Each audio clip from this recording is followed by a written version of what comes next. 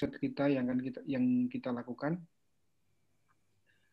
Yang ketiga, theoretical framework, ya, kerangka teori.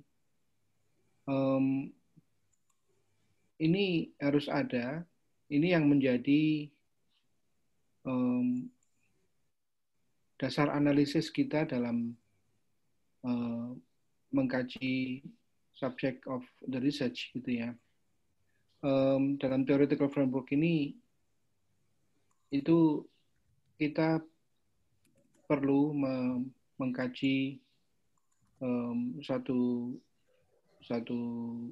masalah yang supaya dia itu bernilai akademik, maka dia perlu ada theoretical framework ini, ya, ada kerangka teori itu.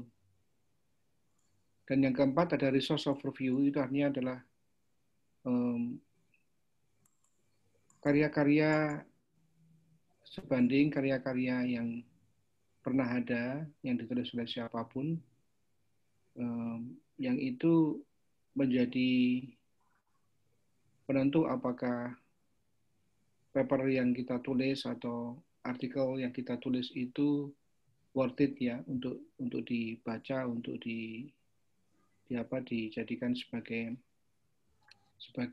sebuah karya. Dengan adanya resource overview itu, maka kita akan tahu seberapa jauh perkembangan suatu ilmu pengetahuan atau suatu kajian itu. Dan yang kelima, method of the study.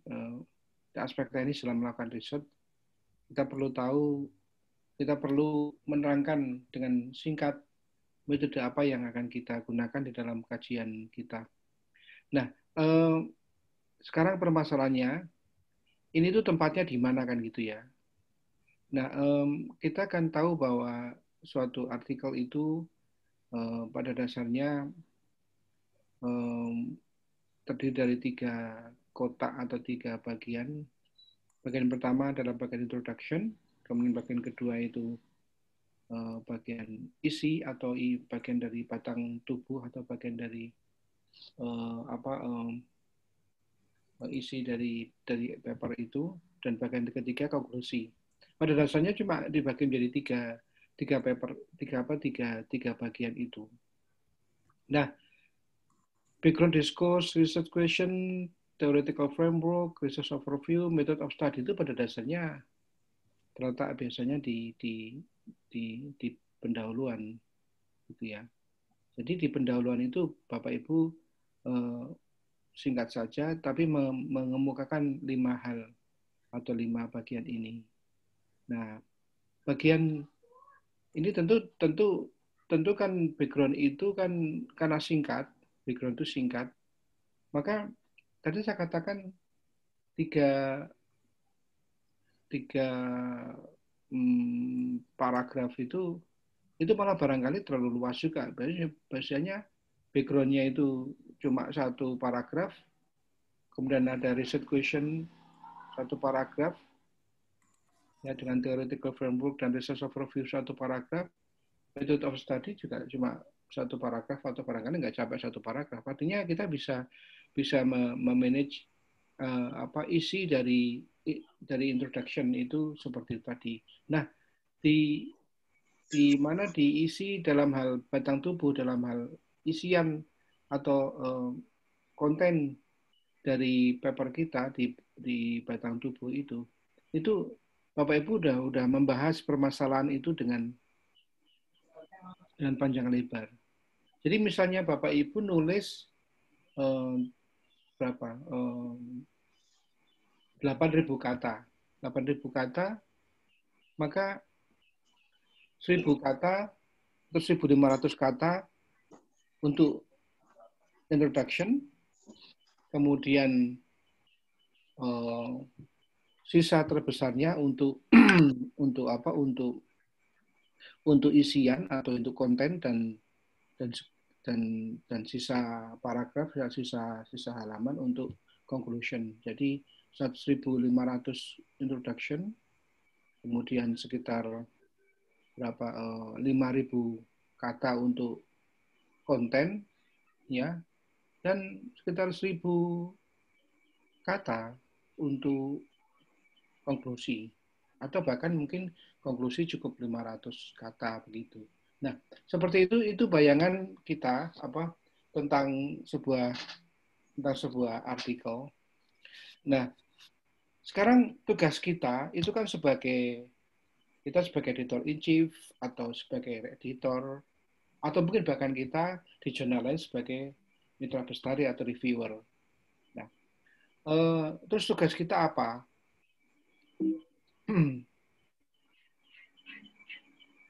Di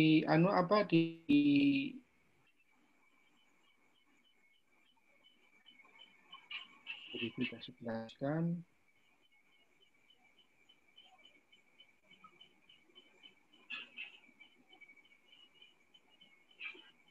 Nah,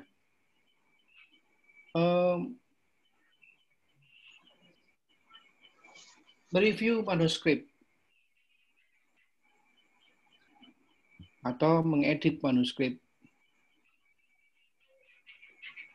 itu ada 3 pertanyaan utama yang perlu diajukan. Pertama, apakah saya memahami atau tidak? Apakah saya memahaminya? Maksudnya apakah pertanyaan dan metode dijelaskan dengan gamblang? Ya. Yang kedua, apakah saya mempercayainya? Apakah kesimpulan-kesimpulannya terjustifikasi oleh data dan apakah metodenya valid? Dan yang ketiga, apakah saya tertarik? Apakah pertanyaannya penting dan menarik? Nah, untuk ketiga pertanyaan ini, seorang reviewer memang diwajibkan dia untuk pada dasarnya berangkat dari 3 pertanyaan ini. Do I understand? Do I believe? And is the title, is the article is interested or not? Ya, tentu ini pertanyaan yang tidak mudah dijawab karena kalau artikel itu tidak gampang dipahami kan malah jadi kita tersiksa gitu ya. Nah, dalam pengalaman saya, apakah saya memahami atau tidak, itu biasanya berurusan dengan bahasa. Karena biasanya bahasanya ya tidak jelas, gitu ya. Bahasanya itu dipakai itu bahasa yang kata majemuk terus gitu ya, kalimat majemuk terus ya, atau common atau kalimat majemuk tersebut. Ya, yang kedua, memang topiknya itu memang kita tidak paham, topiknya nggak paham. Ya, maka kalau kita ada topik yang kita tidak paham, ya jangan kasih kita lah, dikasih kepada yang lain lah gitu ya. Nah seperti itu. Ketika pertanyaan ini bertali berkelindan satu dengan yang lain, menjadi dasar dari pertanyaan kita terhadap artikel tersebut.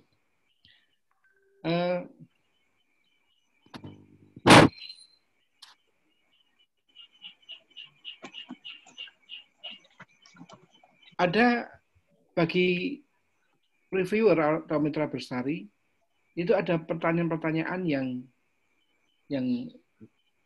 yang harus penting untuk diajukan.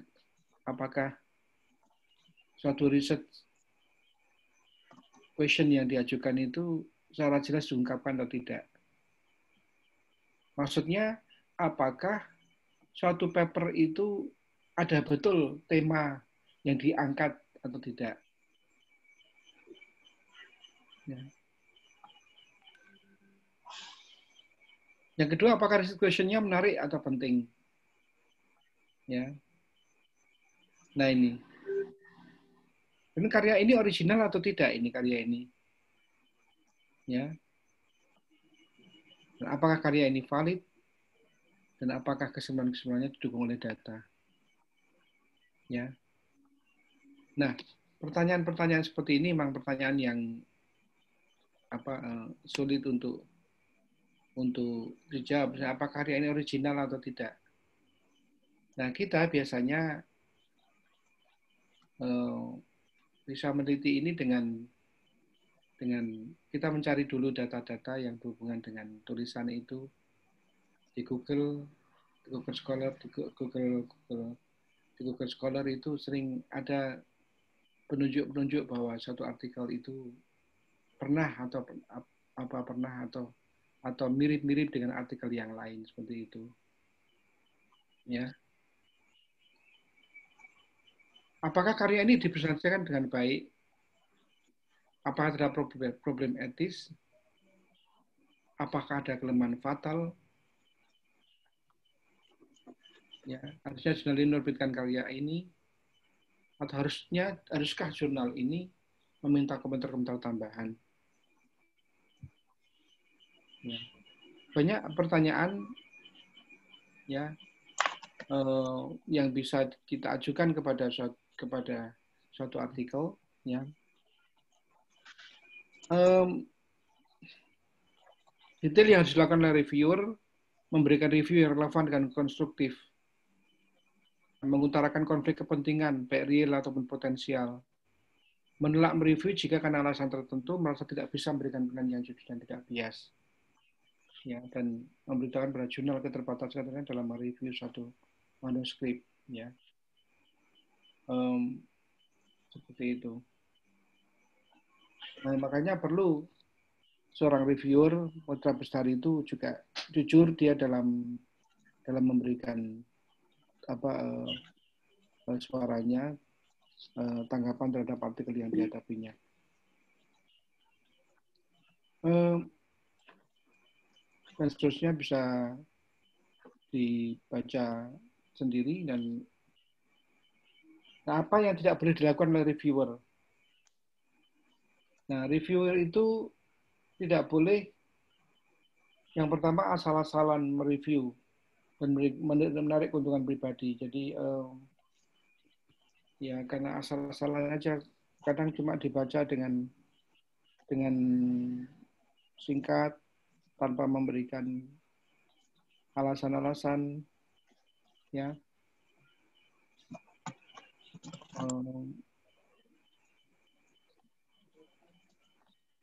Pengalaman kami kalau reviewer itu dari luar negeri, itu mereka sungguh-sungguh kalau mau. Kalau pas tidak mau ya tidak mau, tidak bisa. Kalau pas bisa ya memang mereka memang pengalaman kita memang serius sekali dalam memberikan review itu. Ya. Nah, kita perlu meniru cara kerja orang Barat yang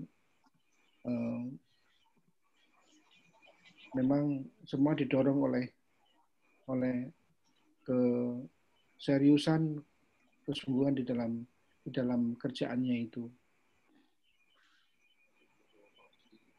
Reviewer tidak boleh memberitahu ke orang lain bahwa dia mereview suatu manuskrip tanpa beritahuan dan isi dari jurnal. Ya, dia harus secret, harus tidak boleh memberitahukan orang lain bahwa dia mereview suatu manuskrip, ya. Kecuali jika pemberitahuan itu bersifat umum, tidak terperinci mengenai detail orangnya atau detail dari mana, dan itu bersifat untuk pelajaran, untuk pemberitahuan suatu pelajaran atau suatu agenda pertambahan ilmu. Mitra Bestari tidak boleh menggunakan informasi dalam manuskrip yang direview untuk kepentingan pribadi atau orang lain, atau memplagiarisasi bahan-bahan yang ada di dalamnya.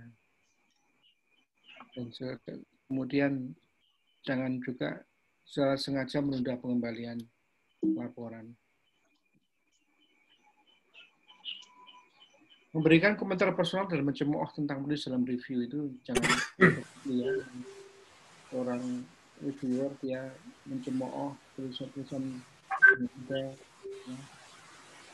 Dan meminta penulis memasukkan artikel atau buku karya reviewer agar dikutip dalam manuskrip. Ya, ya, sebaiknya jangan secara pribadi meminta tulisan atau buku karya dia sendiri untuk dikutip dalam manuskrip. Ya. Kalaupun itu berhubungan dengan tulisan, ya nggak apa-apa, tapi secara umum saja. Baca karya ini bukan karya saya, tapi karya ini begitu. Itu sifatnya tidak masuk dalam skop untuk sombong atau untuk membanggakan diri atau apa.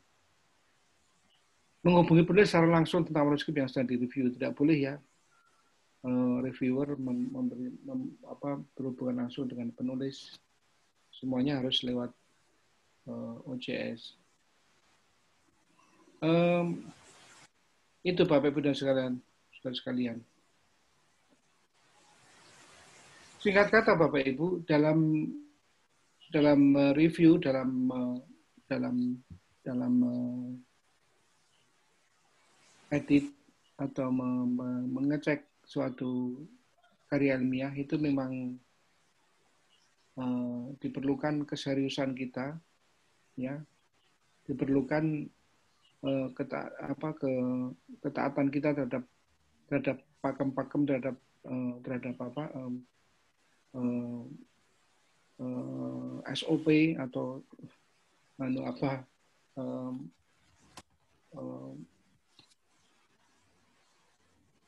karya-karya atau aturan-aturan yang sudah kita tentukan, dan dengan demikian kita akan mendapatkan suatu nilai yang baik dalam perjurnalan kita. Saya kira demikian. Dalam bedah jurnal ini, saya persilakan kepada Bapak Ibu untuk nanti mempresentasikan pertama pengalamannya dalam mengedit atau dalam menangani sebuah artikel, ya. Kemudian soal-soal atau problem-problem apa yang muncul dalam sebuah karya, dalam sebuah paper yang dikaji, dan kira-kira barangkali Bapak Ibu punya pengalaman dalam menghadapi sebuah artikel itu, pengalaman-pengalaman tertentu yang unik gitu ya, yang mungkin berhubungan langsung dengan orang yang karena kenal dengan penulisnya sehingga jadi tidak enak atau apa, atau penulisnya seorang yang kedudukan tinggi sehingga merasa tidak enak untuk menolak dan sebagainya. Saya kira saya persilakan kepada Bapak Ibu bercerita tentang itu, bisa menjadi contoh bagi kita semua. Begitu Bapak Ibu sekalian.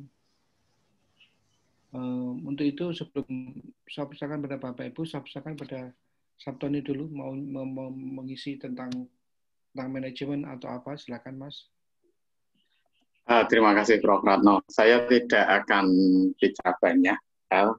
Saya kira apa yang disampaikan oleh Prof. Ratno tadi sudah sangat clear ya, bahwa sebenarnya ketika kita menerapkan manajemen penerbitan jurnal secara konsisten, itu tujuannya ya menjaga kualitas penerbitan kita. Dan kalau itu dilaksanakan dengan benar, saya kira penerbitan kita, jurnal kita juga terjaga secara kualitas ya. Itu kalau kita lakukan dengan benar. Cuman memang dalam prakteknya banyak sekali hal-hal yang kita sering bertemu, sering menemukan kendala-kendala yang mungkin nanti kita bisa sharing bersama, kira-kira kendala teman-teman seperti apa, seperti yang disampaikan oleh Prof. Ratno tadi. Dari sana teman-teman sekalian, saya hanya sekedar ingin mengatakan bahwa manajemen jurnal itu penting. Manajemen dalam arti manajemen naskah ya, manajemen naskah ini sangat penting. Justru ruh dari jurnal itu bukan pada manajemen OJS-nya atau manajemen perusahaannya, manajemen penerbitannya, tapi justru lebih kepada manajemen naskah ini. Karena intinya jurnal itu sebenarnya pada naskah, pada artikel. Maka seringkali kalau saya boleh memilih gitu di dalam persoalan-persoalan yang sering kita hadapi, kalau dalam penerbitan naskah jurnal ini, kita lebih memilih untuk terlambat terbit daripada kita menerbitkan artikel yang belum siap terbit. Itu kalau boleh memilih, itu pilihan pribadi ya. Tapi kalau bapak-bapak dan teman-teman berpendapat lain, monggo, kita bebas saja. Tapi itu, dengan cara seperti itu, maka sebenarnya itulah cara kita menjaga kualitas sebuah jurnal. Sehingga kita benar-benar terbit itu ya ketika naskah yang kita terbitkan sudah siap untuk terbit. Maka lebih baik terlambat 1-2 bulan daripada menerbitkan naskah yang belum siap. Jadi tidak sekedar mengejar deadline, tapi kita upayakan ya kalau bisa sih jangan sampai terlambat. Tapi kalaupun harus terlambat ya kita ikhlaskan keterlambatan itu dengan cepat-cepat mengejarnya, tetapi jangan sampai lupa dengan kualitas naskah tadi. Kemudian kalau seperti itu, bagaimana misalnya ketika kita tidak memiliki naskah yang layak terbit? Ini yang agak repot. Kalau kita bicara di Scopus, ya ini lagi-lagi kita bicara Scopus ya. Kalau kita bicara di Scopus itu menyarankan begini. Kalau naskah sampean tidak layak terbit, kalau memang sudah waktunya terbit, ya terbitkan apa yang ada. Jadi misalnya kalau kita menerima 2 naskah atau 10 naskah, semuanya tidak layak terbit, kalau memang tidak ada naskah yang lain, ya itu yang diterbitkan. Itu kalau Scopus. Karena mereka mengejar waktu ya. Yang penting cepat, yang penting tepat waktu. Jadi kalau kita berpikir tentang kualitas, itu juga harus dipikir ulang. Kalaupun terpaksa menerbitkan naskah yang kurang baik, ya kita upayakan agar kekurangan itu bisa tertutupi. Karena memang tugas editor itu menjaga kualitas jurnal, bukan sekedar menerbitkan naskah. Nah, terkait dengan tugas menjaga kualitas ini, editorlah yang menentukan memang, yang menentukan terbit tidaknya artikel. Cuman kadang-kadang kita sering mendapatkan anekdot, guyonan. Ya, tugas editor itu bukan untuk menolak naskah, tetapi tugas editor adalah membuat artikel yang diterima itu layak terbit. Jadi bukan kemudian artikel yang tidak layak terbit ditolak. Ya harus diterbitkan, tetapi harus layak terbit. Berarti itu siapa yang bertugas? Itu editornya.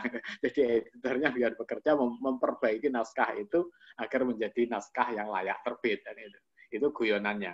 Jika kalau memang tidak melakukan itu, sulit sekali kita menjaga kualitas jurnal di tengah kondisi kualitas riset di Indonesia yang masih sedang dibangun ini. Di tradisi-tradisi akademik di Indonesia kan sedang dibangun. Artinya ya kalau kita mau berkualitas banget ya sulit gitu.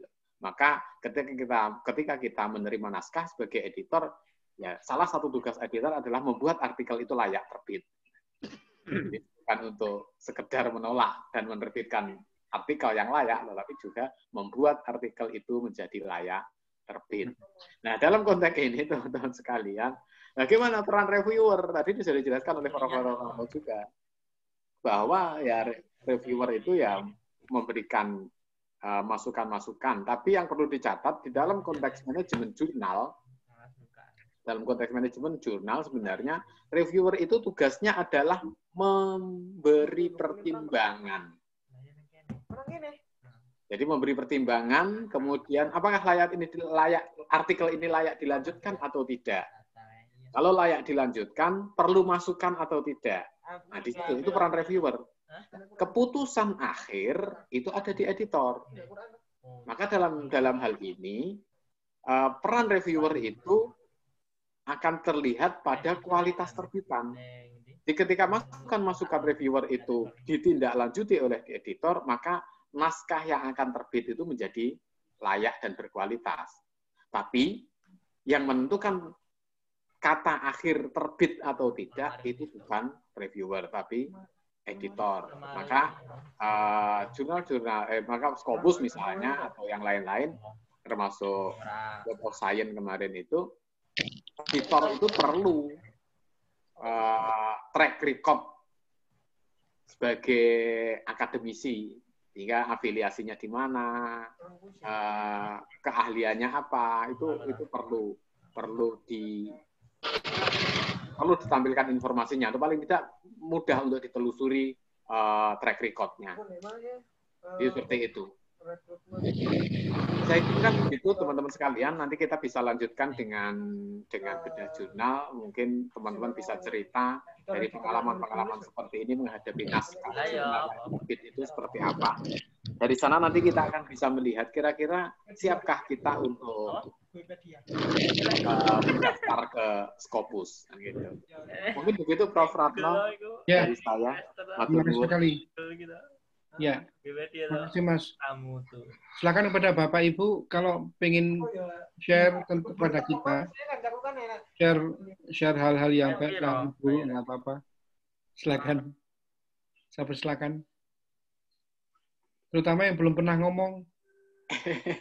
Atau kita urut saja. Ini. Ya silakan.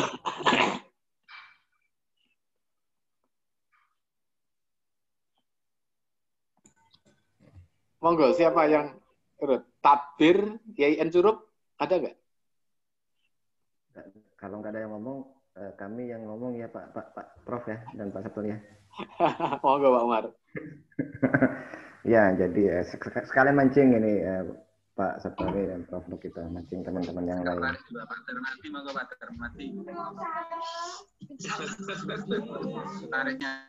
Sepertinya latar belakangnya agak ramai kita ini ya. Halo. Halo, Prof. Ada rame tadi. Ya, oke dah. Ya, baik. Assalamualaikum warahmatullahi wabarakatuh.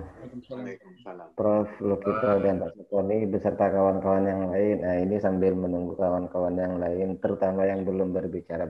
Jadi mohon izin kami dari Samarinda untuk sharing ya, beberapa hal terkait dengan penerbitan naskah, terutama yang terkait dengan reviewer dan penulis. Pertama, pengalaman kami itu terkait dengan penulis dulu. Penulis itu kalau di Indonesia tidak semuanya jujur ya, banyak juga yang nakal. Nah, ini cukup sering nih terbitkan artikel di jurnal yang berbeda, padahal artikelnya sama. Ini kalau terkait dengan penulis, artikelnya disebar ke beberapa jurnal yang berbeda. Akhirnya muncul double plagiasi. Nah, tapi beruntungnya sekarang ada Turnitin yang bisa kita cek apakah sudah terbit atau belum. Tapi bagi yang tidak memiliki plagiarism checker agak bermasalah ini. Karena terbit di beberapa tempat yang berbeda. Termasuk Mas Sahib itu Prof waktu di akreditasi 2017 itu ada, waktu itu kami belum punya Turnitin ya di 2017 itu. Akhirnya salah satu artikelnya terbit di 2 jurnal yang berbeda, salah satunya Mas Sahib. Kalau di Dinamika cukup sering ketemu double, tapi berhubung kami jaringannya cukup banyak teman-teman pengelola jurnal, cukup sering ketahuan beberapa yang nakal itu teridentifikasi. Ya. Jadi kalau tim kami itu Prof memiliki daftar kira-kira ada 25-an penulis yang terbiasa mensubmit artikelnya di beberapa jurnal berbeda di saat yang bersamaan. Ini jadi masalah. Masalah pertama dari penulis ya. Masalah kedua penulis ini selain konten tentunya ya, selain konten yang harus mungkin metodenya, mungkin topiknya kurang up to date dan seterusnya. Itu masalah lain dari penulis itu biasanya Prof ketika ada masukan yang sangat baik begitu dari reviewer atau dari reviewer yang kemudian editor ramu dan kami sampaikan ke penulis, biasanya penulis tidak mengembalikan atau mengembalikan dalam durasi waktu yang lama biasanya. Ketika masukannya berharga ya sudah, ketika diberi tenggat waktu misalnya 1 bulan tidak merevisi, ya mau tidak mau ditinggal. Dan faktanya akhirnya banyak yang juga menarik tulisannya. Ini pasti jadi masalah bagi kita ya, karena sudah direview dan tapi tidak dikembalikan.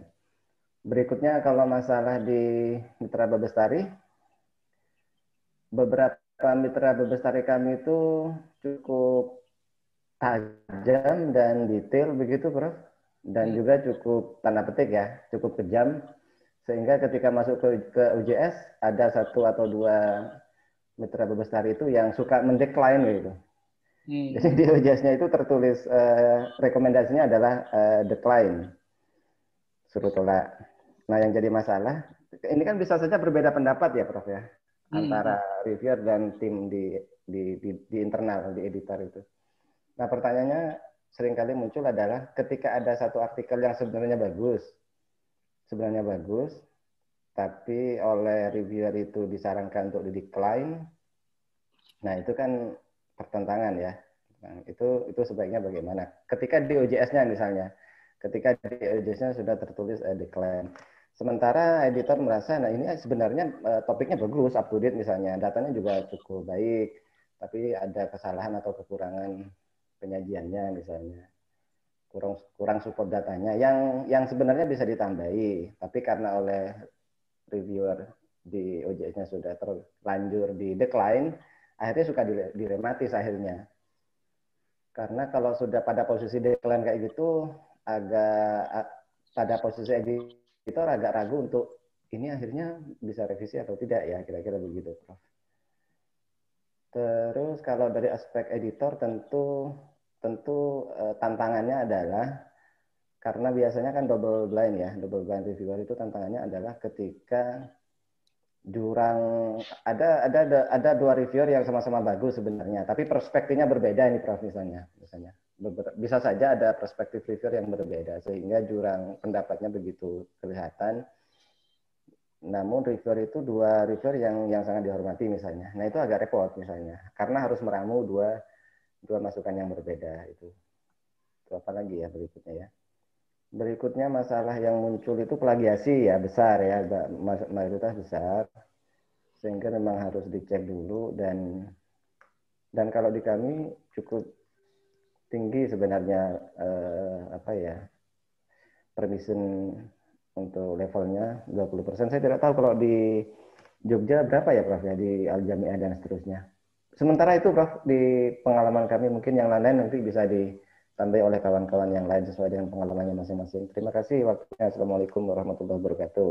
Waalaikumsalam. Warahmatullahi wabarakatuh. Silakan, Sab, kamu tanggapin, Sab.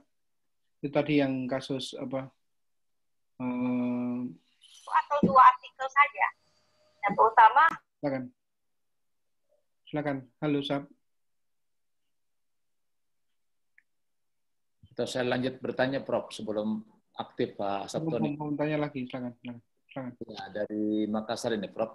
Silakan. Saya kan editor in chief. Nah, jadi selama ini tidak pernah menulis di jurnal di mana kami kelola. Sebenarnya saya juga sangat berkeinginan menulis di situ. Cuman masalahnya apakah etis ketika kita juga menjadi penulis di jurnal kita sendiri, Prof. Itu. Artinya apakah ini nanti kalau kita lakukan menimbulkan sebuah kecacatan bagi jurnal kita misalnya di lembaga WOS atau misalnya Scopus atau bagaimana? Atau bagaimanakah seharusnya saya sebagai editor in chief ini untuk mengembangkan tulisan seandainya saya mau di jurnal sendiri. Itu aja pertanyaan saya. Ya.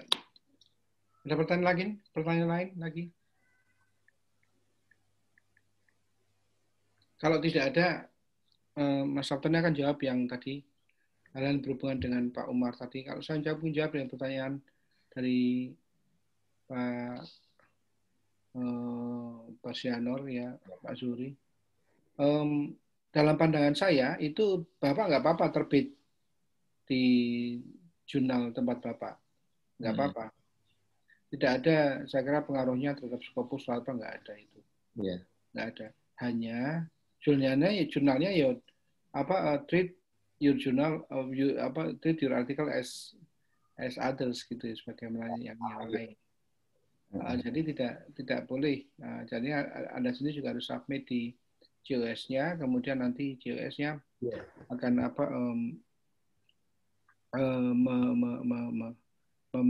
memanage jurnal itu, menangani jurnal itu dengan baik sebagaimana artikel yang lain. Jadi saya kira as long as your article is done according to the regulation, regulation ya nggak apa-apa, itu it's okay aja. Itu saya kira itu Pak. Nah tapi ya karena selama ini ada semacam opini boleh editor in chief itu atau pengelola jurnal menulis di jurnal sendiri gitu. Itu yang saya dengar selama ini. Jadi saya nggak pernah mikir-mikir mau nulis sendiri. Tapi itu tidak ada ya larangan yang secara tertulis, nggak ada itu ya. Ya tapi kan permasalahannya misalnya Bapak bisa terbit di tempat lain yang sejajar atau lebih bagus dari jurnal tempat Bapak, tentu lebih bagus kan, ya. Bukan tempat lain lebih bagus, tentu editor in chief mungkin ya berpikirnya kalau terbit di tempat sendiri kan mungkin kurang well atau kurang prestisnya, maka coba Anda berusaha untuk submit di tempat yang prestisnya lebih tinggi. Ya, Pak. Ya. Jadi ini kondisi yang emergensi, Prof. Misalnya, katakanlah ini ya sekedar ilustrasi, sudah diterima sebagai persyaratan guru besar karena punya Scopus, tetapi asesor itu minta lagi satu tulisan gitu, yang minimal Sinta 2. Nah, dalam kondisi seperti itu kan kadang-kadang mungkin kita susah mencari jurnal yang lain. Nah, sementara jurnal kita ini ada momentum untuk terbit ya. Apakah makanya saya bertanya tadi, apakah bolehkah misalnya saya memasukkan di jurnal sendiri gitu, itu yang mungkin. Saya kan nggak apa-apa kalau nggak apa-apa. Makasih banyak. Nggak ada. Semuanya hanya bersifat istilahnya ya gosip lah gitu. Gosip aja itu. It's not real fact bahwa Anda nggak bisa, nggak boleh. Nih, saya kira demikian. Mas Abdul, silakan. Ini Pak Umar tadi. Ya, terima kasih. Gini, saya ingin menyinggung apa yang Pak Farsianur keluhkan tadi. Memang tidak ada aturannya bahwasanya editor kok dilarang nulis di jurnalnya sendiri, itu memang tidak ada. Ya boleh-boleh saja, tapi ya sebagai editor yang bertugas menjaga kualitas jurnal, maka ya asalkan bisa dipertanggungjawabkan saja gitu. Ketika naskah yang diterbitkan itu dari siapapun penulisnya, kalau memang itu layak untuk diterbitkan dan bisa dipertanggungjawabkan sebagai artikel yang layak terbit, ya tidak ada persoalan kan, gitu aja gitu. Cuman memang ada desas-desus kemarin itu bahwa kalau urusan kenaikan pangkat nanti kalau nulis di jurnalnya sendiri itu hukumnya menjadi lebih kecil gitu. Itu tapi saya sendiri tidak tahu itu. Nah, masalahnya di situ itu orang Indonesia atau perguruan tinggi itu membuat jurnal itu bukan untuk publikasi, pendesiminasi, menyebarluaskan gagasan dan hasil riset, tetapi membuat jurnal itu untuk mewadahi dan memfasilitasi. Itu masalahnya. Jadi ya itu sebenarnya persoalan. Karena kalau kita berpikir ideal, jurnal itu tidak ada hubungannya dengan fasilitas untuk kepangkatan. Cuman kalau memang sudah menulis jurnal yang yang independen, yang tidak terpengaruh oleh persoalan-persoalan tadi, kemudian layak untuk diapresiasi naik pangkat, kan gitu mestinya. Logikanya dibalik. Tapi kalau kita bikin jurnal biar dosen kita bisa nulis di jurnal, gitu. Itu yang mungkin perlu kita renungkan balik. Tapi sekali lagi, selama kita sebagai editor mampu dan bisa menjaga kualitas naskah yang kita terbitkan, maka siapapun yang menulis tidak ada masalah. Gitu aja. Itu ya. Itu kalau saya. Yang dari Pak Umar tadi banyak memang persoalan-persoalan yang akan kita hadapi ketika kita berkomitmen untuk menjalankan manajemen jurnal manajemen naskah secara konsisten. Katakanlah misalnya tentang double submission tadi. Kalau dulu meskipun tidak sampai membuat catatan tersimpan, kami membuat blacklist, Pak Umar. Wah, blacklist ya, daftar blacklist ya?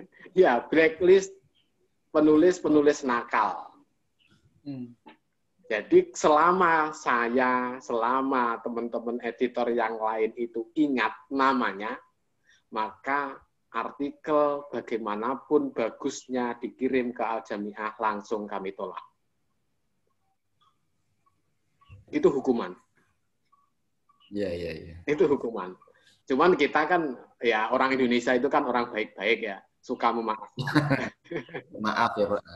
Suka memaafkan. Kalau kami beberapa tahun itu, kami konsisten itu. Siapa dia yang nulis? Tiba-tiba, loh, ini nama ini, iya, dia pernah melakukan itu. Ya sudah, buang saja artikelnya. Sebagai hukuman itu. Sampai kita lupa. Kalau kita sudah lupa, harus kita terima lagi. Karena kita sangat merugikan itu, double submission itu. Ya kalau kita baik hati, kemudian kita ngecek, ya kalau checking kita itu terjaring. Kalau checkingnya itu kemudian lolos. Nah, itu yang kemudian repot. Misalnya sama-sama ketika kita ngecek, kan tidak mungkin kita ngecek hari ini kemudian ngupload hari ini. Biasanya kan butuh waktu. Nah, ketika kita ngecek, itu belum diterbitkan oleh jurnal tetangga kita. 1 jam setelah kita ngecek, itu muncul di jurnal tetangga kita. Nah, 2 hari kemudian muncul di jurnal kita. Apa yang akan kita lakukan? Itu kita merugikan sekali. Maka dalam konteks ini kami secara internal memang mempunyai daftar di ingatan kami masing-masing penulis-penulis nakal itu. Dan itu tadi, kalau penulis itu kemudian submit, ya kita tidak pernah memberitahu. Begitu penulis submit ini dia, nah itu langsung tolak aja. Gitu aja. Nggak usah kompromi, nggak usah dibaca itu. Biar dia, kalau memang dia mau submit ke jurnal lain, silahkan. Tapi tidak untuk jurnal kami. Gitu. Itu komitmen yang pernah kami bangun di Al-Jamiah begitu dulu. Jadi selama kita masih ingat, kita akan langsung tolak penulis itu.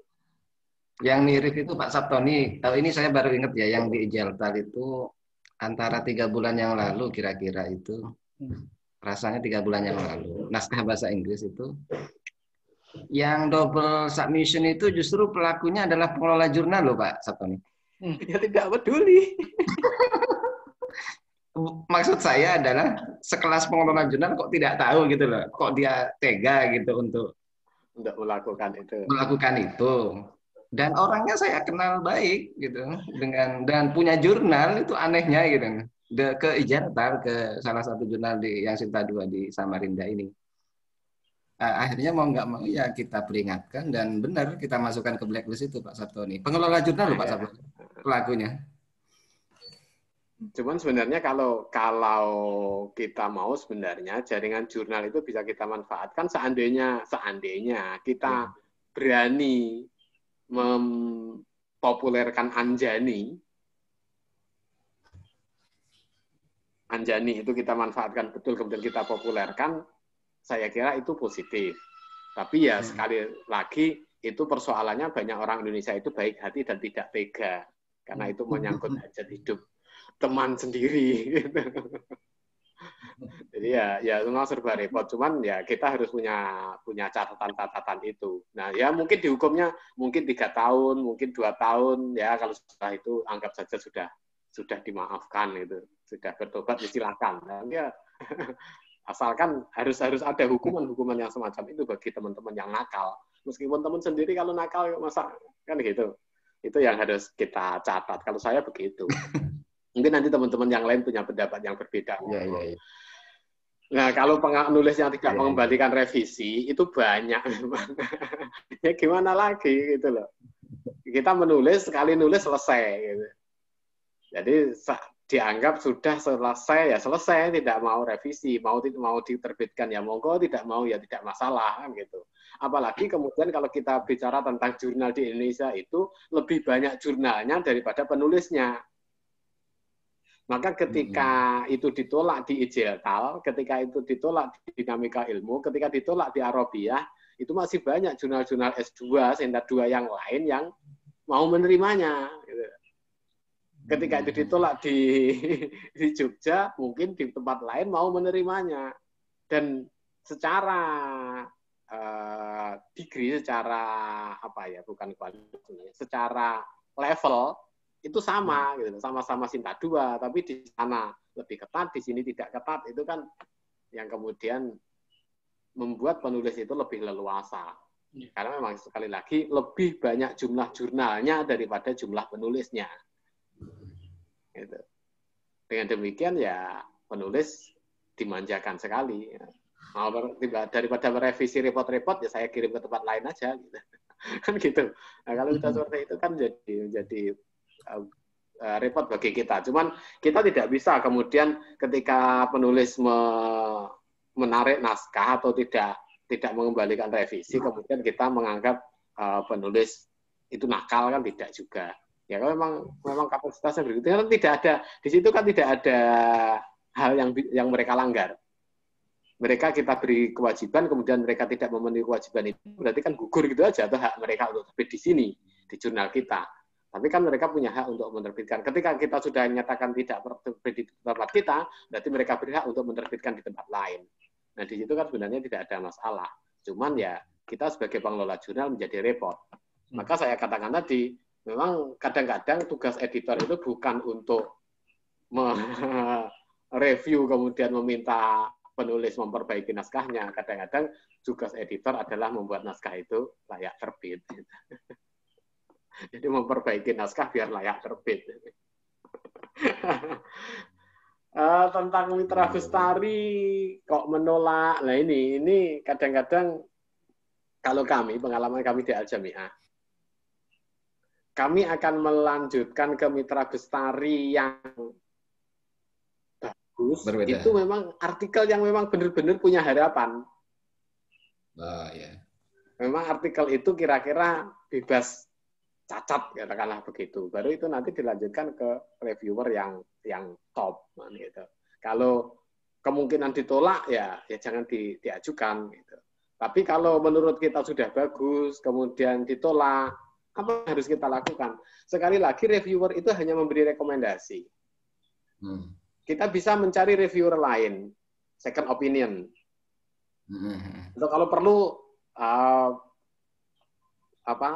reviewer ketiga, kalau perlu reviewer keempat. Dengan demikian, ketika ada banyak reviewer, kemudian satu merekomendasikan menolak, tetapi dua yang lain merekomendasikan untuk dimasukkan, diterbitkan, ya kita punya alasan untuk menerbitkan itu. Saya kira tidak ada masalah. Gitu. Dan seorang reviewer mestinya juga paham bahwa dia hanya, dalam tanda kutip, hanya, bukan menyepelekan, dimintai rekomendasi dan masukan. Kalau kemudian rekomendasinya tidak diikuti, ya itu mestinya ya berpikir kan gitu. Cuman memang kita harus sampaikan kepada reviewer yang bersangkutan bahwa kita tidak mengikuti rekomendasinya karena kan gitu. Reviewer lain yang jumlahnya lebih banyak, nah misalnya dua reviewer yang lain memberikan rekomendasi untuk terbit. Nah, asalkan komunikasi yang baik itu bisa dilakukan dengan reviewer, saya kira tidak akan ada masalah gitu. Termasuk ketika ada reviewer yang berbeda. Dua reviewer kok mempunyai masukan yang berbeda. Di sini editor yang kemudian menentukan. Kira-kira mana yang lebih prospek untuk ditindaklanjuti. Atau tanya kepada reviewer ketiga. Jadi misalnya dua reviewer sama-sama kuat.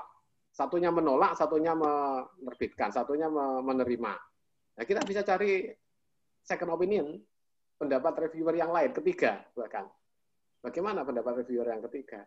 Nah, dari sanalah kemudian editor melakukan kompromi-kompromi yang kemudian disampaikan kepada penulis. kira-kira revisi yang ya reasonable, ya logis dari sisi waktu, dari sisi kualitas, dari sisi konten terkait dengan scope dan aim-nya jurnal ini dan seterusnya, kan itu editor yang lebih paham. Cuma itu tadi, kalau memang perlu pertimbangan yang lain, ya cari mitra bestari yang lain untuk memperkuat keputusan dari editor ini. Itu kalau saya begitu. Nah, kalau plagiasi bagaimana? Ya itu sama. Plagiarisme itu adalah kejahatan. Karena kami mengatakan begitu. Plagiasi adalah kriminal. Maka kalau plagiasinya itu tingkat tinggi, ya blacklist. Artinya kalau seorang akademisi menulis artikel penuh dengan plagiasi, berarti sebenarnya dia kriminal. Kenapa? Seorang alumni, karena misalnya sudah S2, sudah S3, kalau dia baru S1 mungkin masih bisa dimaklumi, belum paham, belum berpengalaman. Tapi kalau dia sudah menjelajah ke sana kemari, sudah tingkat dunia, sudah alumni luar negeri misalnya, kok melakukan plagiasi kemudian diasumsikan tidak paham tentang plagiasi, itu saya kira yang naif adalah editornya. Kami punya satu nama yang sampai hari ini, kalau saya masih ingat, itu masih masuk blacklist karena plagiasi ini. Jadi kami juga punya blacklist orang-orang yang suka plagiasi. Kenapa? Itu kemudian terpaksa kami masukkan ke blacklist karena dia tidak terima dikatakan melakukan plagiasi. Dia tidak terima melakukan plagiasi, gitu. Nah, tidak terima. Jadi ketika kita sampaikan bahwa artikel ini sebenarnya bagus, cuman terlalu banyak plagiasinya. Nah, beliau yang maaf. Banyaknya berapa persen? Nah, ini masalahnya kita tidak bicara persentase. Sebelum ke persentase, beliaunya itu maaf, alumni S2, S3-nya luar negeri. Tidak mungkin tidak paham tentang plagiasi. Tapi ketika kita sampaikan ini, bagian ini, beberapa halaman ini mengandung plagiasi. Beliaunya tidak terima. Nah, ya sudah kalau begitu. Ya silahkan, kalau begitu silahkan ditarik saja artikelnya, kita tidak akan menerbitkan artikel seperti ini. Dan orang yang bersangkutan masuk blacklist kita. Karena dia tidak mau mengaku bahwasanya itu adalah tindakan salah. Gitu. Nah, tentang prosentase itu, kami tidak pernah menggunakan prosentase, Pak Umar. Oh gitu, iya. Itu bedanya. Karena apa? Karena kami berasumsi plagiasi dengan similarity itu dua hal yang berbeda. Kalau similarity itu bisa dihitung prosentasenya. Tapi kalau plagiarisme itu tidak bisa dihitung prosentasenya. Plagiarisme adalah pencurian ide. Kalau similarity itu kan pengambilan copy-paste. Gitu aja loh. Nah, itu yang paling parah. Similarity itu jauh lebih parah daripada plagiasi gitu. Tapi kalau plagiasi itu kan pengambilan ide orang lain. Nah, ide itu bisa mengambil paragraf, bisa mengambil kalimat, bisa mengambil. Nah, ketika itu misalnya ada kesan, ketika kita membaca artikel kemudian menemukan kesan-kesan plagiasi itu beberapa kali muncul di artikel, ya kita cek saja. Oh, ini benar plagiasi, ini benar. Artinya plagiasi itu apa toh? Plagiasi adalah pengutipan dan pengambilan ide orang lain secara tidak proporsional. Maka berarti dia salah. Nah, itu tidak perlu kita hitung prosentasenya. Kalau mungkin 1-2 kali dalam satu artikel sih mungkin tidak, 1-2 kalimat sih mungkin tidak perlu kita persoalkan. Kita bisa bantu untuk merefresh, kemudian parafrase, kemudian kita tambahkan citasi referensinya, selesai. Kalau cuma 1-2 kalimat mungkin lupa. Tapi kalau itu sampai beberapa kali terjadi, mungkin di 3 atau 4 bagian di tempat yang berbeda, mungkin di pendahuluan ada 1, kemudian di pembahasan ada 3 atau 2, kemudian di bagian-bagian pembahasan yang lain ada lagi. Itu berarti memang tipe orang ini adalah tipe plagiat. Ini adalah tipe kriminal. Jadi kita tidak menghitung persentase itu. Nah, bagaimana kita bisa mendeteksi plagiasi? Nah, itu kebiasaan saja. Kebiasaan ketika kita membaca naskah. Setiap orang itu mempunyai gaya bahasa yang khas. Terlepas apakah itu bahasa Inggris, apakah bahasa Indonesia.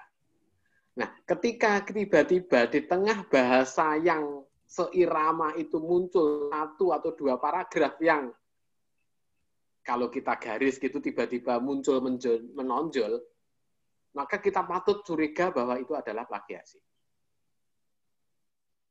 Kecuali itu kutipan langsung. Atau ketika nada paragraf itu tiba-tiba berubah secara drastis, maka kita patut untuk mencurigai itu adalah plagiasi. Jadi sekali lagi kami memang tidak melakukan deteksi plagiasi secara pakai Turnitin. Kami mendeteksi secara manual saja. Kita baca saja, kemudian tiba-tiba, loh kok begitu, gitu loh. Nah dari situ kemudian kita cari informasi lebih lanjut. Nah bagaimana kita bisa merasakan itu? Kalau kita semakin sering membaca tulisan orang, maka kita akan semakin terbiasa. Nah itu kalau Prof. Ratno itu sudah merasakan, itu jam terbangnya sudah tinggi. Ketika membaca artikel, oh makanya kemarin saya baca kok gitu. Bagian itu kok tiba-tiba bahasanya sangat bagus. Ketika diberitahu bahwasanya ini artikel ini ada masalah ini, gitu. Oh makanya gitu. Jadi rasa itu ya itu mendrive, mengarahkan kita kepada suudonan, kecurigaan kepada penulis bahwasanya dia melakukan plagiasi dengan cara-cara seperti itu. Nah, ketika kita kemudian menemukan bahasa orang lain, menemukan ide orang lain yang itu dikutip secara tidak proporsional, berarti itu adalah pencurian, berarti itu adalah plagiasi. Dan kalau itu dilakukan beberapa kali dalam satu artikel, berarti yang bersangkutan memang kriminal. Itu aja. Kalau kami enteng saja, Pak. Jadi plagiasi begitu. Jadi kalau teman-teman masih menggunakan Turnitin, itu silahkan saja, karena itu memang yang paling mudah, dan itu memang sudah menjadi standar di mana-mana. Tapi kami memang sampai hari ini tidak menggunakan Turnitin. Artinya Turnitin di kampus kami juga ada. Kami ada langganan Turnitin dikoordinir oleh perpustakaan yang kemudian dibagi ke prodi, kemudian ke LP2M, yang itu termasuk yang dipakai oleh jurnal-jurnal. Jadi teman-teman jurnal yang di UIN Sunan Kalijaga juga melakukan Turnitin itu.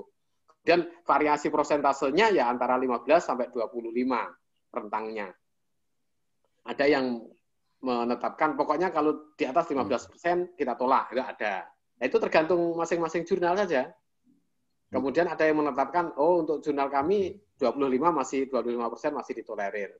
Nah kalau Al-Jami'ah tidak mengenal persentase. Gitu Pak Umar dan teman-teman yang lain. Mungkin ada teman-teman yang lain ingin komentar, silahkan, atau ingin menyampaikan pengalamannya, monggo. Bismillahirrahmanirrahim. Ya, halo Pak. Ya, ya, boleh menyampaikan sesuatu? Silakan Pak. Silakan. Bismillahirrahmanirrahim. Assalamualaikum warahmatullahi wabarakatuh. Sebelumnya perkenalkan terlebih dahulu saya Heri Suhendat dari Jurnal Hukum Islam. Kebetulan Bu Dr. Triana atau Bu Nana malam ini kan tidak bisa hadir. Nah, digantikan dulu oleh saya. Nah, kebetulan untuk sesi ini sangat menarik sekali terkait dengan similarity dan plagiarisme. Nah, ini memang gini Pak. Saya sampai sekarang pun belum menemukan definisi secara pasti terkait dengan apa itu plagiarisme dan apa itu similarity. Nah, soalnya seperti ini, Pak. Ada memang beberapa artikel yang dari konten itu 50% sampai 60% dalam satu kalimat itu dikutip secara utuh, tetapi itu dicantumkan, Pak. Sumbernya, sumber pengambilannya dicantumkan, baik itu sumbernya dari jurnal maupun dari buku. Nah, apakah itu termasuk plagiarisme atau memang itu masuk kepada similarity? Nah, kemudian yang kedua mengenai parafrase. Ada seperti ini contoh kasusnya. Dalam suatu kalimat itu sudah diparafrasekan, tetapi secara substansi bahwa ide itu dalam yang dituangkan pada kalimat tersebut itu ternyata diambil dari gagasan atau ide orang lain dengan tanpa menyantumkan sumber referensinya. Nah, apakah itu termasuk plagiasi gitu kan? Ya soalnya kan secara parafrase itu sudah dibikin sedemikian rupa sehingga ketika dicek Turnitin pun itu tidak sampai kedetek similarity-nya. Nah, tetapi kalau misal kita sering membaca artikel orang, kemudian kita mereview artikel yang masuk ke jurnal yang kita kelola, pasti itu ketahuan. Nah, terima kasih. Mungkin seperti itu. Mohon tanggapannya baik dari Pak Sabtoni maupun dari Prof. Ratno. Terima kasih. Assalamualaikum warahmatullahi wabarakatuh. Waalaikumsalam. Silakan Mas Sabtoni. Gini Pak. Siapa tadi? Harris ya. Dari Pekalongan ya Pak ya? Betul. Ya. Menggantikan dulu Bu Nana yang kebetulan malam ini tidak bisa hadir Pak. Begini, terkait dengan kasus yang Bapak contohkan itu, kalau mengambil ide orang lain, meskipun dibahasakan dengan bahasa sendiri, tapi kalau memang itu benar-benar idenya orang lain dan tidak mencantumkan sumber, itu jelas-jelas plagiarisme ya. Itu jelas plagiasi itu. Itu mengambil ide orang lain. Kalau tidak mencantumkan sumbernya. Justru ketika melakukan parafrase, kemudian kita ambil ide orang lain kemudian dilakukan parafrase, itu wajib mencantumkan sumber. Dan salah satu cara ketika kita menghindari plagiasi adalah dengan cara seperti itu. Mengambil ide orang lain, kemudian dicantumkan sumbernya. Ditulis dengan bahasa sendiri. Jadi bukan kutipan langsung, itu kutipan tidak langsung. Jadi ketika kita ngutip, ya kita ikuti kutipan tidak langsung. Kutipan tidak langsung itu adalah mengambil ide orang lain dengan bahasa kita sendiri, yang dalam istilahnya melakukan parafrase. Nah, parafrase itu harus mencantumkan sumber ide itu dari mana. Kalau tidak mencantumkan sumber, berarti itu mengambil ide orang lain tidak proporsional, tanpa proporsi yang benar. Berarti itu plagiasi, itu jelas ya. Nah, kalau kemudian mengutip banyak dengan bahasa yang sama persis, kemudian dicantumkan sumbernya, apakah itu plagiasi? Kalau dicek lewat similarity, jelas itu akan terdeteksi sebagai similar. Karena dikutip utuh. Kalau sudah mencantumkan referensi, apakah itu plagiasi? Kita lihat, apakah paragraf yang ditulis itu dalam bentuk kutipan langsung atau tidak. Kalau penulisannya itu sebagai kutipan langsung, maka itu tidak plagiarisme, meskipun dia mengutip banyak. Tapi kalau kutipan itu ditulis dengan paragraf biasa, berarti dianggap bahasa si penulis, berarti itu tidak proporsional di dalam pengutipan. Berarti itu adalah plagiarisme. Nah, pertanyaannya, ketika teman-teman misalnya membaca artikel jumlahnya 8 halaman, kok kutipan langsungnya sampai 4 halaman, itu layak tidak? Kadang-kadang kalau saya guyonannya begitu saja. Kutipan langsung kok sampai 1 halaman itu, atau 2 halaman, itu kan itu bukan kutipan langsung. Itu mindah artikel orang untuk ditempelkan di artikel kita. Nah, itu saja sudah tidak layak. Nah, untuk belajar tentang plagiarisme, memang sebenarnya kita sudah punya peraturannya ya.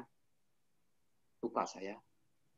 PP nomor 17 tahun 2016 ya. Atau 2015, saya lupa. Tentang PP tentang plagiarisme itu sudah ada. Cuman itu sangat longgar. Beberapa hal yang bagi orang lain itu dianggap plagiarisme, tapi di PP itu dianggap tidak. Nah, kalau Bapak, Ibu, teman-teman ingin belajar tentang plagiarisme yang ketat, yang ideal, Kalau saya belajar ya ideal dulu, soal nanti prakteknya kurang ideal atau dikurangi sedikit dari standar ideal ini, saya tidak masalah. Tetapi kalau teman-teman ingin belajar konsep plagiarisme yang ideal ya ke plagiarisme ORG kalau saya. Saya sarankan untuk ke plagiarisme ORG. Di sana didefinisikan bahwasanya yang namanya plagiasi adalah mengambil, mengutip ide, bahasa orang lain yang sudah publish tanpa mencantumkan referensi secara memadai. Nah, referensi secara memadai itu bagaimana?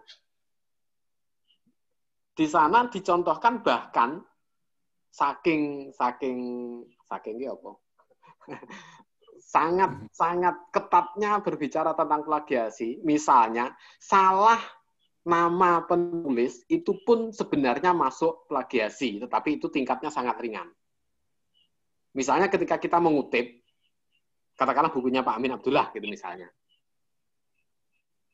Ketika kita mengutip bukunya Pak Amin Abdullah atau tulisannya Pak Amin Abdullah, kemudian di daftar referensi itu, kalau body note misalnya ya pokoknya Amin Abdullah, itu misalnya, atau footnote, itu ditulisnya hanya Amin Abdullah, kemudian judul tulisannya, maka itu adalah plagiasi. Kenapa? Karena namanya bukan Amin Abdullah, namanya adalah M. Amin Abdullah. Bahkan ketika misalnya, oke, namanya M. Amin Abdullah benar, judul tulisannya atau judul artikelnya benar, kemudian di sana disebutkan halaman 7. Ternyata yang dirujuk itu ada di halaman 8. Itu termasuk contoh plagiasi yang paling ringan. Kenapa? Karena referensi itu dimaksudkan untuk membimbing, menggait pembaca yang ingin tahu lebih lanjut, mendapatkan informasi yang valid dari referensi itu.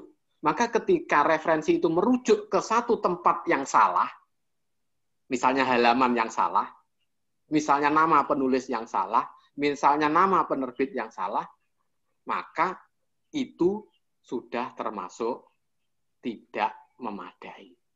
Itu termasuk pengutipan, penyebutan referensi yang tidak memadai. Nah, kalau sudah tidak memadai, maka itu masuk plagiasi. Tetapi itu tadi, tingkatannya adalah paling rendah.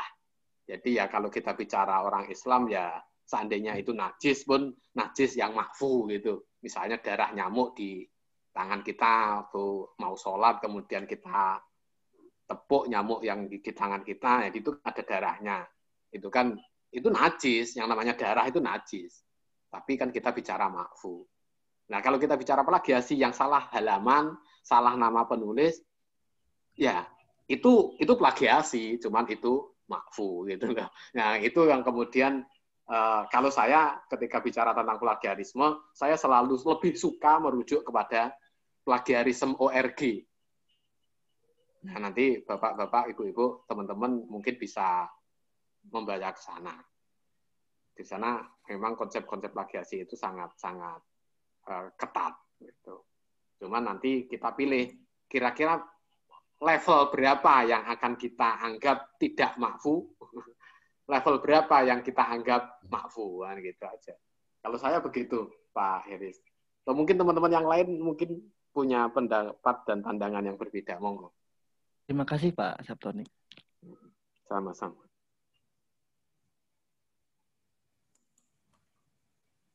Ya, tentang plagiarisme itu saya pernah punya pengalaman. Ketika itu saya wakil direktur Pasca, terus ini sungguh-sungguh terjadi ini ya. Berapa ya, berarti sudah 10-an tahun yang lalu. Tiba-tiba saja Pasca itu menerima surat dari direktorat tentang komplain dari Pak Azumadi Azra. Sudah kenal semua kan ya? Pak Azra tentang orang yang lulus doktornya dari pasca UIN Jogja. Lulusnya sudah sekian beberapa tahun yang lalu, dan sekarang orang itu sudah jadi pejabat tinggi lah di Sumatera sana. Ya, ada jadi apa gitu pejabat di sana, di Sumatera. Kotanya nggak usah sebutkan ya. Nah, Pak Azumadi sendiri yang komplain kepada pasca, kepada rektorat waktu itu, untuk apa? Untuk yang menghukum orang ini.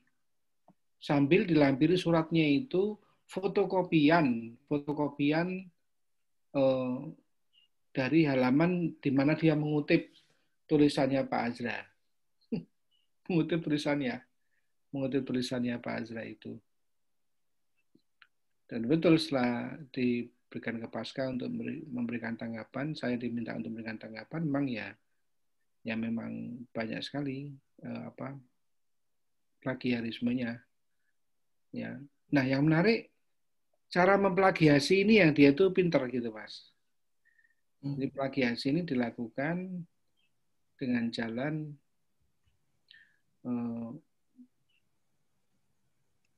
halaman, misalnya 3 halaman bukunya Pak Azra, dikutip persis ya, verbatim ya, verbatim. Kemudian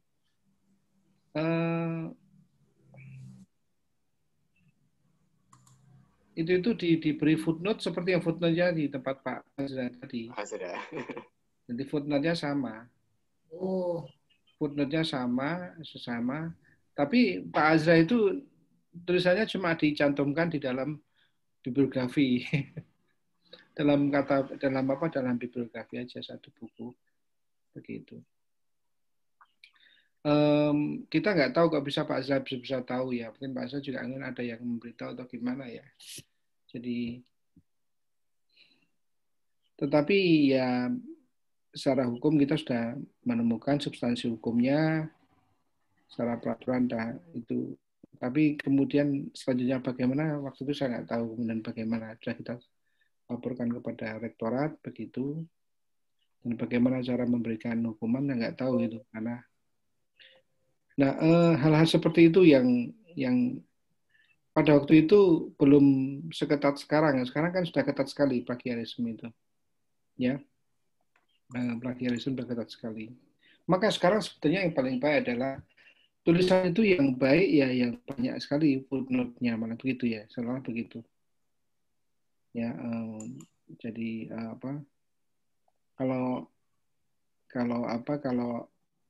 zaman sekarang Anda nulis tapi nggak ada referensinya itu dapat dikatakan perlu diragukan itu, ya. Jadi justru tulisan yang baik itu yang banyak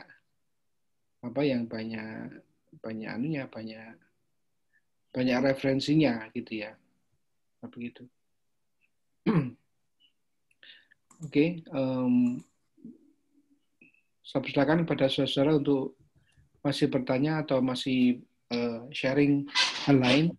Silakan. Saya baca. Ini masih ada. Bapak, Ibu dulu. Iya. Mas Heris mau? Masih ada? Iya, masih ada unek-unek, Pak. Unek-unek atau apa unak-unak? Ini saya kan sebagai penulis yang amatiran, Pak. Yang baru mengelola jurnal pun ya dibilang baru lah. Ini perihal dengan masalah similarity tadi udah disampaikan oleh Pak Saptoni dan Pak Prof sendiri. Sebenarnya ini agak sedikit ketakutan juga bagi saya ini untuk memulai menulis banyak di beberapa artikel ya. Ya dalam artian kan saya core keilmuannya kan hukum, Pak. Hukum dan sosial. Nah, itu kan kalau di hukum itu banyak sekali yang memang itu syarat kutipan langsung seperti undang-undang, fatwa, kemudian doktrin, apalagi Quran dan hadis itu kan tidak mungkin diparafrase, Pak. Nah, itu tidak, karena kalau misalnya diparafrase kan khawatirnya menghilangkan substansi daripada hukum atau doktrin tersebut. Itu kan. Nah, sementara kebanyakan pengelola artikel atau pengelola jurnal itu masih menggunakan similarity. Bahkan banyak sekali catatan-catatan saya yang dikembalikan oleh pengelola jurnal karena memang itu dianggap plagiasi. Padahal itu kan kutipan langsung yang sementara saya tidak bisa memparafrasekan gitu, Pak. Nah, ini harus ada rambu-rambu yang jelas juga agar memang ini ada kesepakatan antara kutipan langsung yang apalagi memang ini core bahasa core kajiannya itu atau core keilmuannya ini adalah hukum dan sosial gitu, Pak. Nah, mohon ini agak sedikit ada penjelasan dan kan rambu-rambu juga agar memang tidak semua artikel yang memang itu banyak menuliskan atau mengutip dengan bahasa atau kutipan langsung itu disebut dengan plagiasi. Apalagi kalau misal itu ngutipnya dari Quran dan terjemahnya, kemudian hadis dan terjemahnya, fatwa, doktrin, atau peraturan perundang-undangan. Bahkan penjelasan dalam peraturan perundang-undangan itu. Karena memang kalau misal diparafrasekan nanti khawatirnya malah merubah substansi yang nantinya jadi kabur maknanya kan. Begitu Pak. Terima kasih. Kalau mengenai undang-undang, Anda nggak usah harus memparafrase, nggak apa-apa, asal ditulisnya dengan jelas. Ya, kalau Anda nulis lebih dari 3 baris, ya dalam paragraf yang sendiri, paragraf yang menjorok termasuk di paragraf yang terpisah, dan itu memang kutipan langsung. Gitu. Jadi maksud saya, Anda jangan sampai tidak memparafrase suatu undang-undang, ya, tapi Anda masukkan kata-kata itu dalam kata-kata Anda, ya sudah ada keliru toh. Itu. Jadi kalau itu undang-undang ya dikutip aja pasal berapa, ayat berapa, tuliskan aja itu dengan kutipan yang langsung, ya, jadi direct quotation gitu dengan cara tertentu itu. Sekarang kan modelnya tuliskannya dengan paragraf tersendiri, satu spasi, kemudian menjorok ke dalam gitu, dan nggak perlu pakai tanda kutip kan begitu. Nah seperti itu contohnya. Above all, sebetulnya Anda nggak apa-apa memparaphrase ayat Quran atau hadis atau undang-undang, nggak apa-apa, Mas. Anda paraphrase nggak apa-apa, Mas. Nggak apa-apa. Siapa yang bilang paraphrase nggak boleh? Boleh, nggak apa-apa. Tapi Anda sebutkan nanti, ya, baca undang-undang nomor sekian, pasal sekian, atau baca dalam kurung Al-Quran atau hadis, seperti itu nggak apa-apa, Mas. Ya. Jadi itu tadi dua hal. Oke? Ya, baik Prof. Terima kasih Prof atas penjelasannya.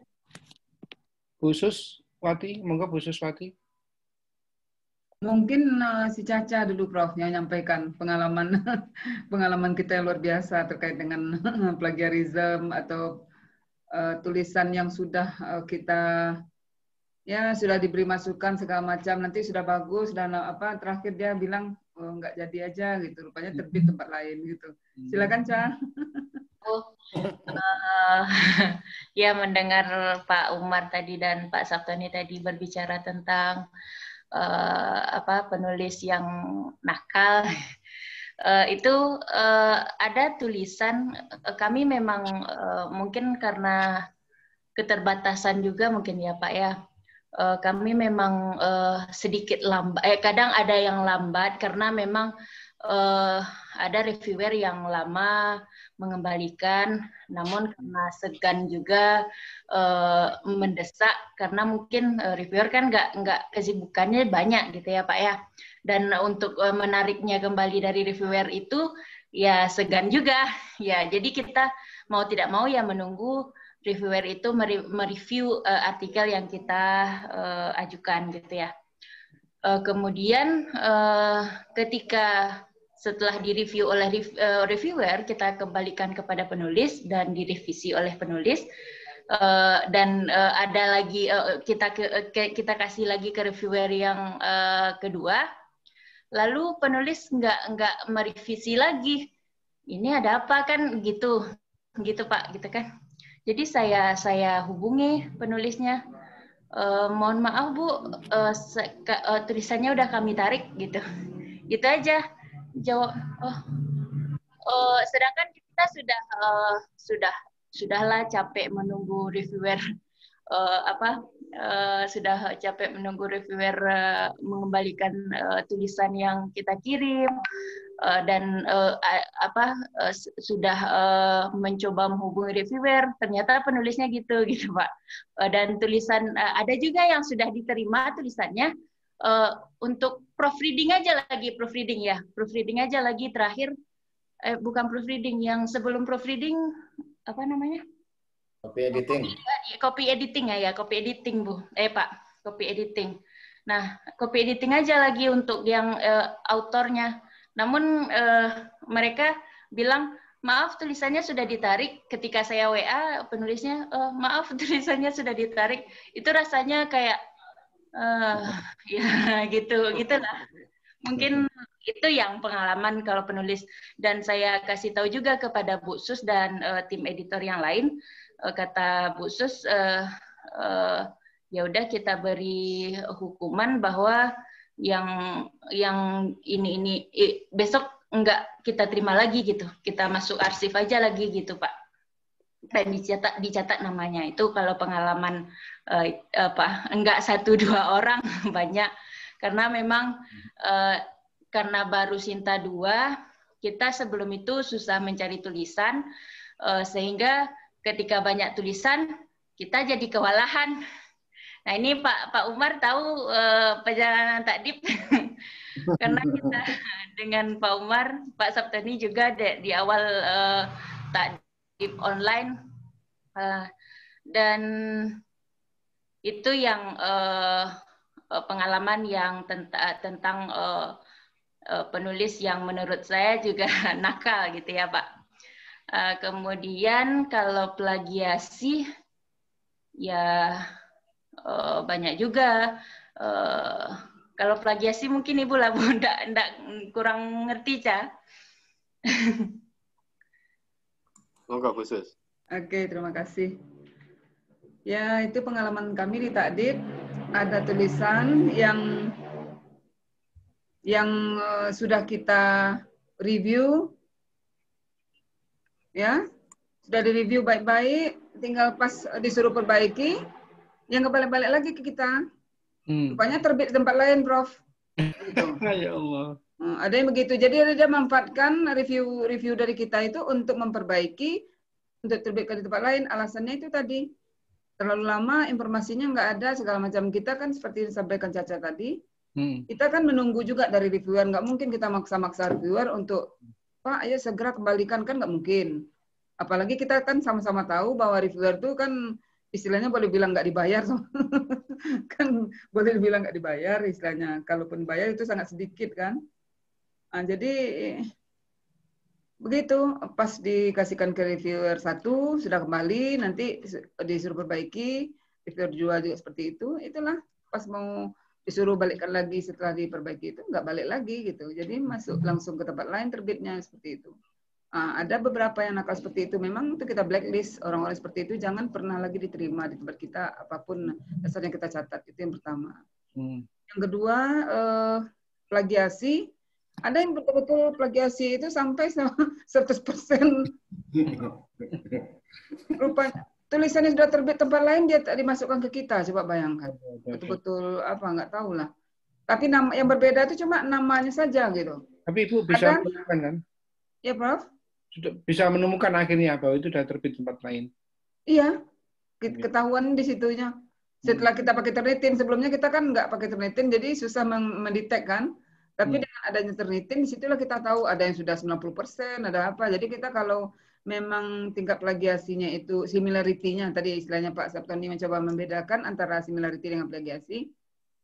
Jika similarity-nya itu lebih dari 35%, kami langsung tolak saja, kami tidak terima sama sekali. Langsung kita nggak bisa gitu, nggak ada pertimbangan sama sekali. Walaupun kami lihat judulnya atau masalahnya itu menarik, tapi kalau sudah tingkat similarity-nya 35% ke atas, langsung kita tolak seperti itu. Ada juga yang yang istilahnya di reviewer ini, di saat kita ini deadline-nya sudah sudah terbit ini, dalam seminggu ke depan harus terbit gitu, seperti yang disampaikan Pak Sultani tadi, harus terbit. Sementara reviewer rupa dua-duanya belum juga ini sementara kita juga harus menyampaikan juga kepada penulis apa yang harus direvisi. Akhirnya dalam kondisi seperti itu kami di internal kami bekerja, jadi kami coba review sendiri. Kami review, nanti kami serahkan kepada penulis, nanti diperbaiki lagi oleh penulis. Begitu, berdasarkan itu kami terpaksa kami handle. Apakah tindakan kami seperti itu salah atau gimana tuh Prof? Pak Saptoni? Kami tetap menerima memang yang sudah diperbaiki oleh penulis gitu.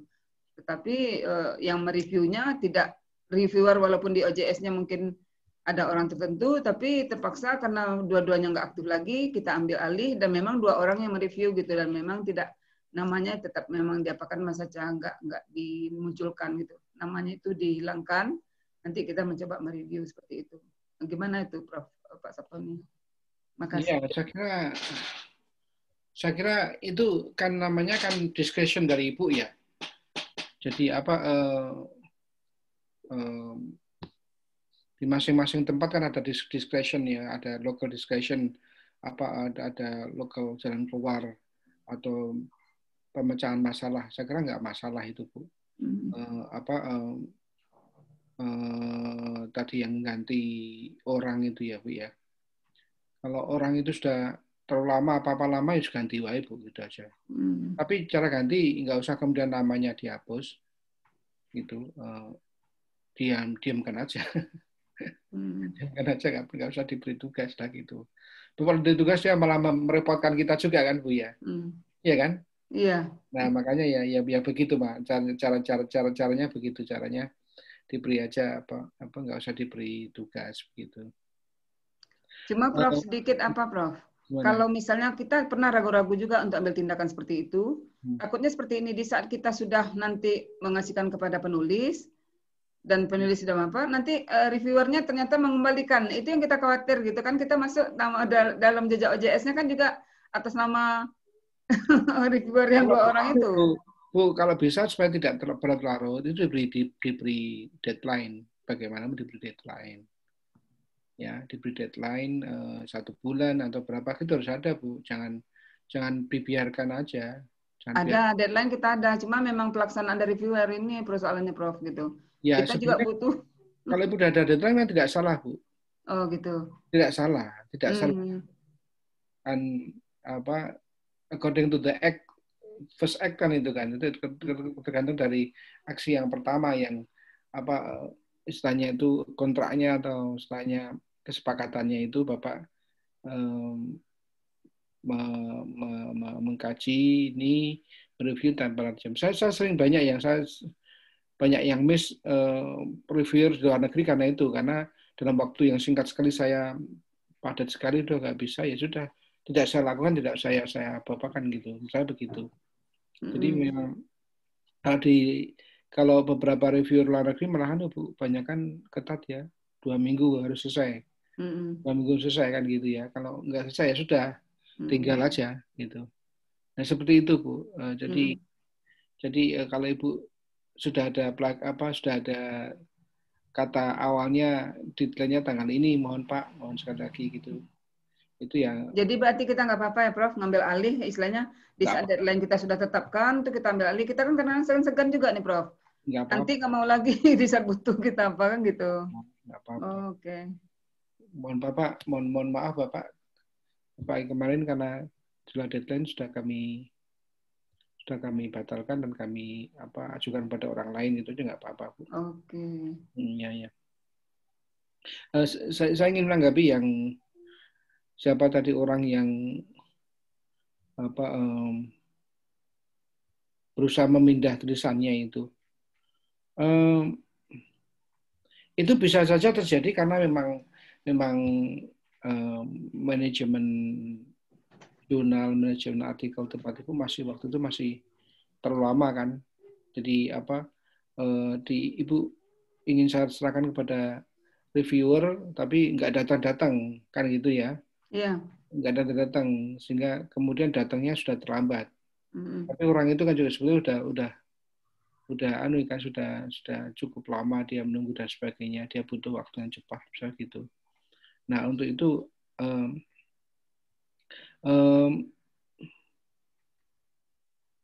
ya nggak apa-apa juga dia mau pindah tempat lain, nggak apa-apa juga sih Bu, nggak apa-apa, pindah tempat lain nggak apa-apa. Ya, cuman kalau seandainya beliau konfirmasi, kami nggak apa-apa juga, Pak. Tapi ini nggak ada konfirmasi sama sekali dan udah beliau revisi yang pertama. Setelah itu nggak ada kabar lagi pas udah copy edit tadi yang saya bilang tadi, nggak ada lagi. Dan kan kalau udah di copy edit kan berarti udah diterima. Dan saya nggak tahu kalau artikel saya diterima di tadi, ini saya menyesal jadinya karena yang saya ajukannya cepat itu nggak Sinta 2 katanya gitu jadinya Pak. Oh, kalau itu sih. Banyak juga yang narik tulisan Pak, misalnya karena lama saya tarik, oke nggak apa-apa Bu, langsung kalau seandainya konfirmasi duluan sebelum reviewer mereview gitu Pak. Ini udah reviewer udah mereview, kemudian udah direvisi dan revisi yang selanjutnya nggak dikembalikan lagi dan bukan revisi, copy edit malah gitu Pak. Ya gimana lagi Bu?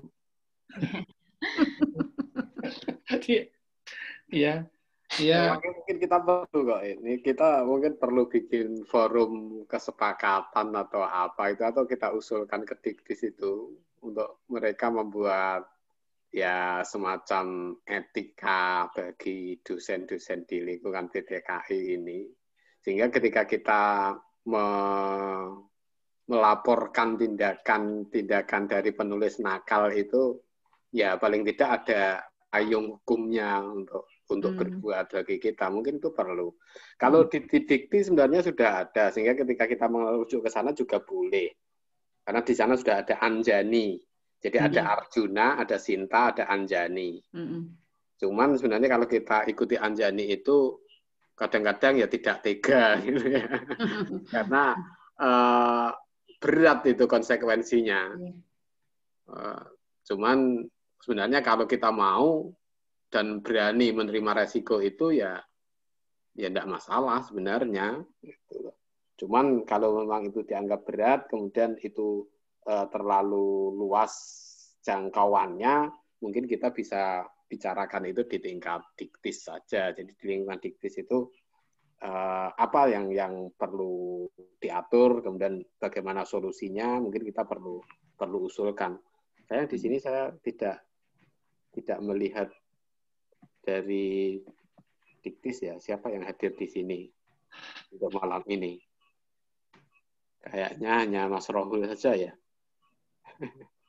Jadi kita tidak bisa mengusulkan itu. Kalau kemarin ada Pak Kasih, itu atau Pak Kasubdit itu kan bisa didengarkan. Bahwasanya kita memerlukan payung hukum untuk mengambil tindakan-tindakan terhadap teman-teman kita sendiri yang itu dalam tanda kutip masuk blacklist masing-masing kita. Gitu. Karena saya sendiri melihat orang yang melakukan plagiarisme yang tidak mau mengakui melakukan plagiasi yang saya ceritakan tadi di Al-Jami'ah, yang di Diktis gitu. Jadi beliau sekarang sudah menjadi dalam tanda kutip orang terkenal, menjadi reviewer, bahkan editor di jurnal-jurnal di mana-mana di banyak PTKI. Jangan-jangan di tempat Pak Wahzan juga. Tapi beliaunya tidak mengakui bahwasanya beliau itu melakukan plagiarisme gitu. Saya belum cek di tempat Pak Wahzan masuk enggak. Tapi di beberapa jurnal di Indonesia yang berusaha untuk menggait penulis-penulis top itu, alumni luar negeri, itu, dan beliaunya juga sering dipakai oleh Diktis untuk acara-acara Diktis gitu. Ya, saya hanya diam saja, kami tidak akan melaporkan namanya gitu. Pak ceritanya. Tapi kalau itu kemudian masuk di database Diktis, kan Diktis akan berpikir ulang gitu loh. Ya nanti saya dikira apa. Itu perlu juga. Ini dari saya begitu. Ya, ada satu lagi Pak penulis kami yang melapor bahwa artikelnya diplagiasi oleh salah seorang yang mau menuju profesor. Ada waktu itu ya Bu yang bahas ya. 100%, cuma terjemahan aja Pak. Jadi yang tempat kami di Takdib bahasa Indonesianya, di Scopus bahasa Inggrisnya.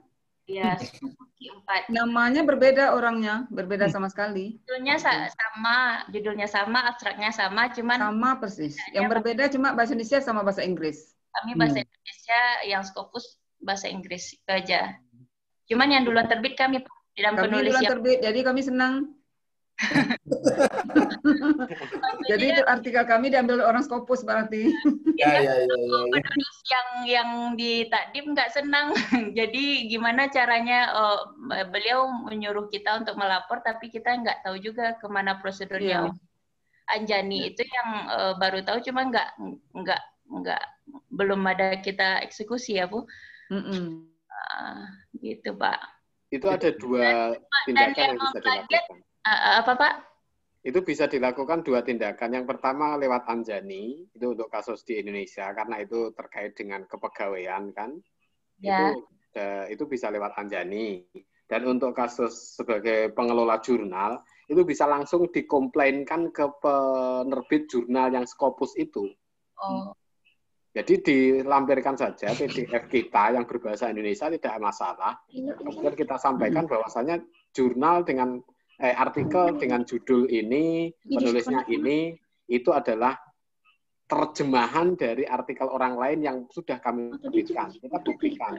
Kita kasih link jurnal kita kasih link artikel yang ada di jurnal kita itu, kemudian kita sampaikan ke pengelola jurnal yang menerbitkan itu, dan itu nanti mestinya jurnal yang menerbitkan belakangan itu akan melakukan retraksi.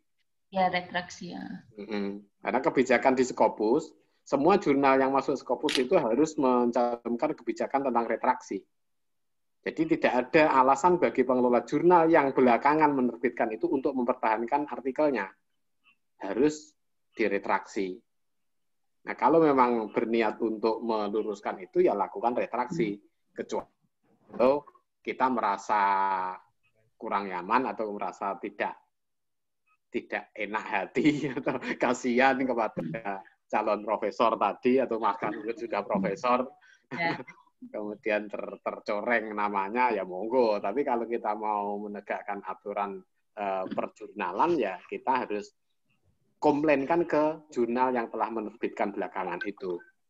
Itu bisa dilakukan oleh penulis yang bersangkutan maupun kita sebagai pengelola jurnal yang menerbitkan pertama. Karena itu melanggar dua hak penulis maupun hak penerbit jurnal. Tapi kabarnya Pak Sabtoni, bisa jadi begini, informasi yang kami terima itu, orang ini dulu dalam penelitian itu satu tim gitu. Satu tim, yang akhirnya timnya itu ada masalah, sehingga yang satu edisi bahasa Indonesianya ini terbitkan di Takdib gitu.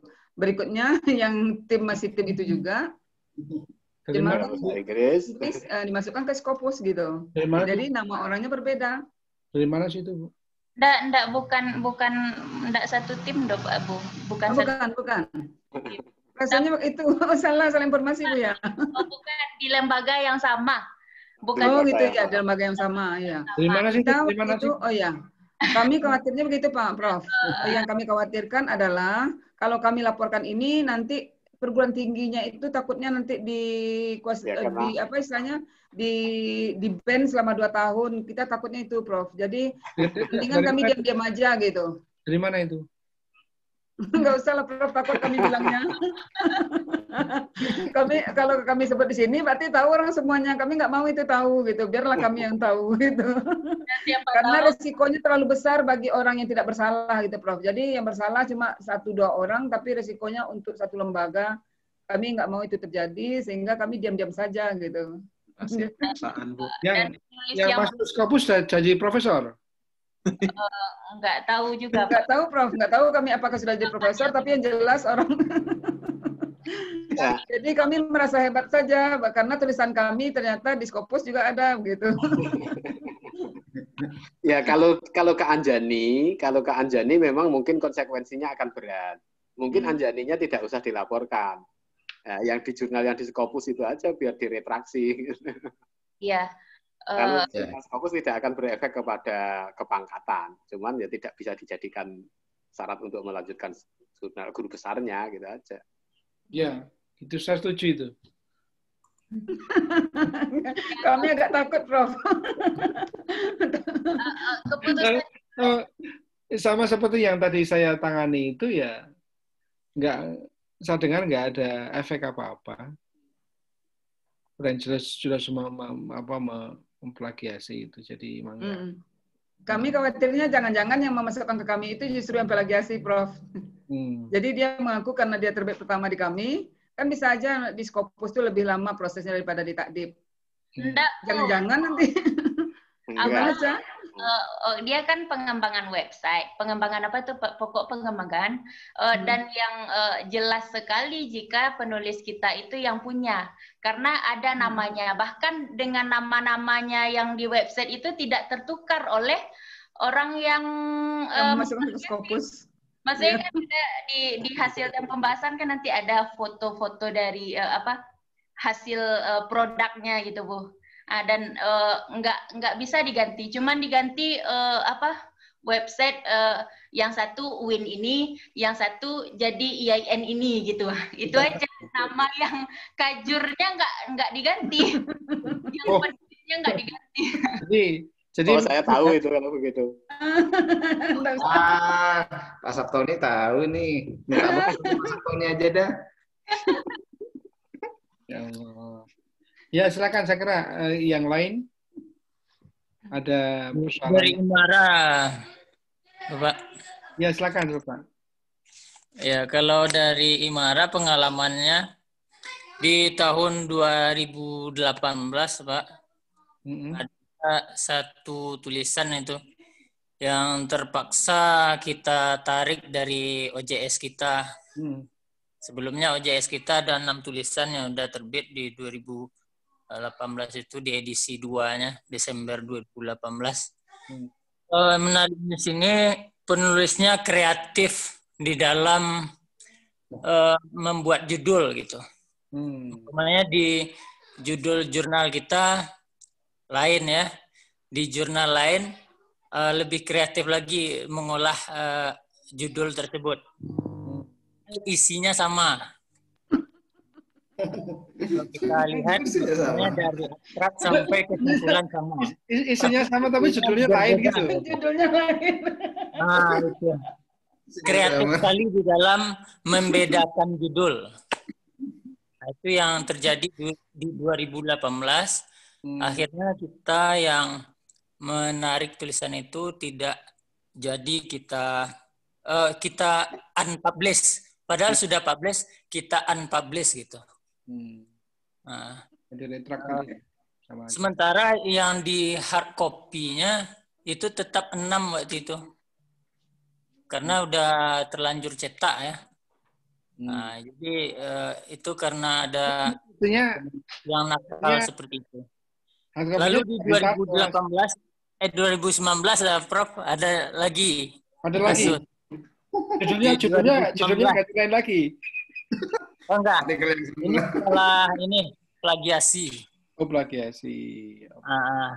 Ada waktu itu nanti akan ditambahkan oleh Mas Denny mungkin. Karena di 2019 ini memang Mas Denny yang paling banyak teknis mengolahnya. Di 2019 ini ada hasil penelitian dari dosen di sebuah perguruan tinggi, dimasukkan ke jurnal kita. Lalu dari hasil Turnitinnya rupanya sangat banyak, Prof. Mungkin lebih dari 60 ya. Mendekati 70. Pengakuan dari dosen yang bersangkutan, rupanya waktu penelitian itu dia sudah melakukan cek Turnitin di perguruan tingginya. Nah, akhirnya ketika dia masukkan ke jurnal, tentu hasil Turnitinnya itu lebih besar gitu. Ketika dia konfirmasi ke perguruan tingginya, pihak perguruan tingginya sudah mencoba untuk menghapus data itu di perguruan tinggi, tetapi juga belum berhasil.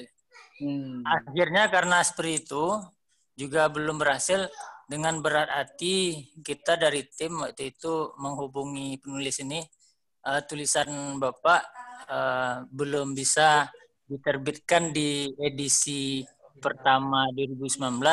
Mudah-mudahan bisa diterbitkan di edisi kedua 2019, tapi dengan catatan sudah diselesaikan di internal perguruan tingginya sehingga datanya tersebut sudah terhapus, sehingga ketika kita cek Turnitin di tempat kita itu sudah turun hasil Turnitinnya. Nah, itu yang pengalaman terhadap hasil Turnitin itu, Prof. Mungkin itu mungkin bisa ditambahkan oleh Mas Denny, mungkin ada tambahan. Mungkin untuk sementara cukup dulu, Pak Widi. Oke, saudara sekalian, sekarang udah jam 9 lewat 1 menit. Boleh satu lagi, Pak? Oh, boleh. Ini retracted ya? Oh. Ya, bukan pengalaman Takdip, cuman pengalaman saudara Takdip dari Tarbiyah juga.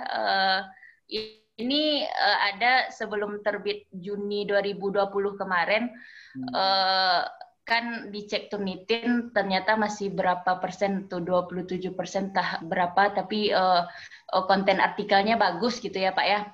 Dan ketika kita suruh atau kita kembalikan kepada penulis, dengan cepat penulis mengembalikan lagi dan hasilnya turun. Kenapa bisa turun ya dengan cepat seperti itu? Dan ketika dikelola, diedit oleh pengelola sebelum terbit, ternyata susah mengeditnya, Prof. Kenapa ya kok gini? Misalnya kalau kita buat sebaris, misalnya rata tengah, jarang-jarang gitu kan? Kok bisa kayak gini? Akhirnya udah terbit malahan, baru dicek lagi, dilihat di kontrol A, setelah itu dijadikan hitam semua. Ternyata di spasinya itu dijadikan angka 0. Misalnya ini kayak editorial end supplier ini. Jadi di tengahnya dibuat angka 0 dan diputihkan gitu, Prof. Nah, akhirnya kami cabut lagi, terbitnya diganti dengan yang lain kayak gitu, Prof. Itu juga nakalnya penulis sampai-sampai mau mengelabui kita gitu.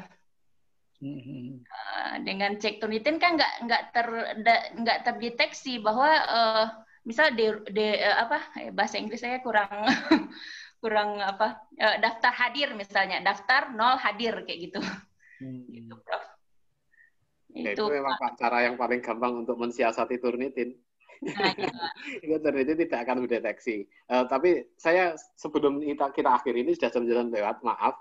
Saya mengingatkan kepada teman-teman pengelola jurnal bahwa retraksi itu bukan mencabut dari OJS ya, dari web ya, bukan menghilangkan dari web. Retraksi itu memberi keterangan bahwa artikel ini dicabut, tapi di web tetap ada. Nah, seperti ini. Ini jurnal dari Elsevier, Journal of Engineering and Technology Management. Ini contoh artikel yang sudah diretraksi. Jadi artikel ini ditarik, retracted, itu ya ditambahi saja judulnya menjadi retracted V2, The Rule of Deliberate. Jadi aslinya judul ini, artikel ini judulnya ini. Judulnya The Rule of Deliberate dan seterusnya, itu sampai licensing itu, teknologi licensing. Nah, karena artikel ini ditarik, kemudian judulnya ditambah retracted. Jadi di OJS-nya tetap, di webnya tetap ada judul, ada penulisnya, maka penulisnya jadi tahu itu. Semua orang jadi tahu, oh namanya Ulrich dan seterusnya itu menulis artikel yang kemudian di-retracted, ditarik dari peredaran. Nah, PDF-nya kemudian diganti dengan keterangan ini. retraction notice. Ya, keterangannya retraction notice to judul artikelnya, kemudian this article has been retracted. Tapi tidak masuk hitungan lagi ya, Pak. Nah, ini tidak masuk hitungan lagi, tapi semua orang tahu bahwasanya penulis ini pernah melakukan dalam tanda kutip kesalahan. Dia malu kan? Dia akan malu gitu. Jadi kalau teman-teman menarik artikel dari OJS, retracted itu jangan hilangkan dari OJS. Tetap muncul di OJS, tapi diberi keterangan bahwasanya itu retracted. PDF-nya diganti retraction notice. Jadi bukan lagi full PDF aslinya, tapi diganti notice. Ini cuma 1 halaman ini PDF-nya. Ini hanya pemberitahuan bahwa artikel ini sudah ditarik. Itu aja. Ini yang bawah, yang paragraf bawah sendiri bagus nih, Mas. Ini informasinya. By agreement between the first author, Ulrich Klachtenhaller, and the editor-in-chief. Nih. The retraction has been agreed based on discussion about the presentation of the empirical results following investigation conducted by the journal. The second author was not involved in the empirical analysis. The first author assumes full responsibility. Jadi yang ini dikatakan yang full responsibility-nya the first author, karena second author dia nggak ikutan. Nggak ikutan di sini. Maka artikel ini ditarik ya berdasarkan penulis tahu, pengelola tahu bahwasanya ini melakukan plagiasi, jadi dikonfirmasi ke penulisnya bahwasanya mereka mengakui bahwasanya dia melakukan kesalahan, maka kemudian ditarik dan diumumkan di sini. Selesai. Oke. Jadi begitu. Matur nuwun. Matur nuwun Mas Saptoni, terima kasih Bapak Ibu dan saudara sekalian. Kita akhiri sekian. Prof. Kita masih bertemu minggu depan. Ya, minggu depan saja ya. Jumat tanggal 9, Prof. Jumat tanggal 9 besok ya. Ketemu lagi. Selamat beristirahat. Mari kita akhiri dengan bacaan hamdalah. Alhamdulillah. Terima kasih atas perhatiannya. Terima kasih. Alhamdulillah jurnal kita udah bisa diakses, Bu. Udah bisa ya, alhamdulillah. Berarti sudah bisa Pak Saptoni melihat. Aman semuanya, Buca? Ada yang rusak nggak? Oh iya, coba cek dulu Pak. Cek dulu. Jadi kami insya Allah Pak, sesuai janji, kalau sudah bisa diakses lagi, kami mau memperbaiki judul-judul kami ubah menjadi bahasa Inggris. Jadi insya Allah hari Jumat kami akan buktikan bahwa kami submit ke WOS. Amin. Insya Allah. Semangat Bu Suswati, Bu Dokter, semangat. Ya, gimana Pak Umar? Semangat. Amin. Soalnya wajib semangat. Yang hidup itu kan semangat itu. Terima kasih. Mari. Terima kasih Pak. Sama Bro. Makasih banyak. Waalaikumsalam. Assalamualaikum warahmatullahi wabarakatuh.